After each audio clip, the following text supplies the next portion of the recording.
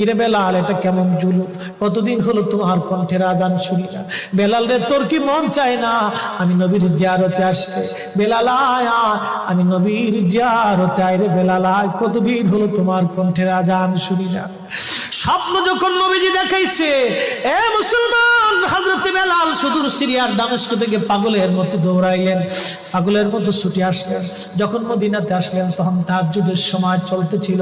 তাহাজ্জুদের সময় চলার সময় হযরত বেলাল রাদিয়াল্লাহু আনহু কাঠের জালি দিয়ে তখন রওজা শরীফ ঘিরে রাখা ছিল। ওই জালির পাশে বসে বসে জালির সঙ্গে মাথা ঠেকাইয়া নবীর পাগল বসে বসে গুনগুন গুনগুন করে কাঁদে আর বলে, হুজুর আপনি আসতে বলেছিলেন, গোলাম এসে হাজির হয়েছে। নবী গো, আজান দিতে বলেছেন, আমি আজান দিলে আপনি আগে নামাজ আসতেন, এখন আজান দিলে কি নবী আপনি নামাজে আসবেন? হুজুর এখন আজান দিলে কি আপনি নবী নামাজে আসবেন? নতুন মুয়াজ্জিন আসছে আজান দেওয়ার জন্য, এসে দেখে নবীর মুয়াজ্জিন বেলাল কাঁদে। ডাক দেখে মদিনাবাসী শুনছো, নবীর মুয়াজ্জিন ফিরে এসেছে, বেলাল আসছে, বেলাল ফিরে আসছে। এই কথা শোনার পরে সব সাহাবী ঘর থেকে বের হয়ে দৌড়ায় এসে দেখে বেলাল কাঁদে। সাহাবীরা বলে, বেলাল আজান দাও, কতদিন হলো তোমার কণ্ঠের আজান শুনি না।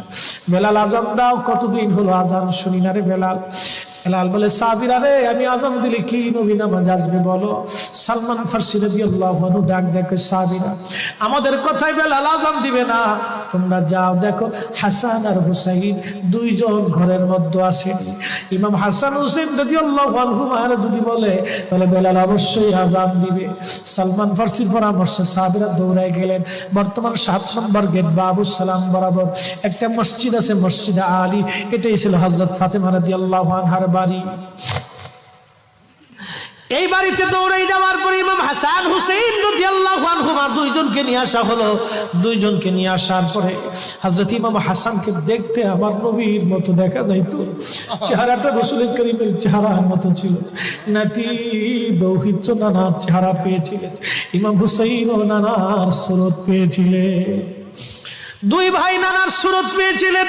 হযরত বেলাল রওজা শরীফ থেকে উঠে হযরতে হাসানের বুকের মধ্যে মাথা ঠেকায় কাঁদতেছে, ইমাম হুসাইনের বুকের মধ্যে মাথা ঠেকায় কাঁদে। হযরত ইমাম হাসান ডাক দেখে, নানার মুয়াজ্জিন, কতদিন হলো তোমার কণ্ঠে আজান শুনি না। যেই কণ্ঠ দিয়ে নানার আজান শুনাইতা, যাও গো ওই কণ্ঠ দিয়ে আমাদেরকে আজান শোনাইয়া যাও। যখন হযরতে বেলাল ইমাম হাসান এই কথা বললেন, হযরত বেলাল দৌড়ায় গেলেন। যেই বনু নাজ্জার গোত্রের মহিলা সাহাবীর ছাদের উপরে দাঁড়ায় বেলাল আজান দিত। আবু দাউদের 519 নম্বর হাদিসের মধ্যে আসছে, প্রত্যেক ফজরের নামাজের শুভেচ্ছা আদিকের আগে বেলাল দাঁড়াইতেন।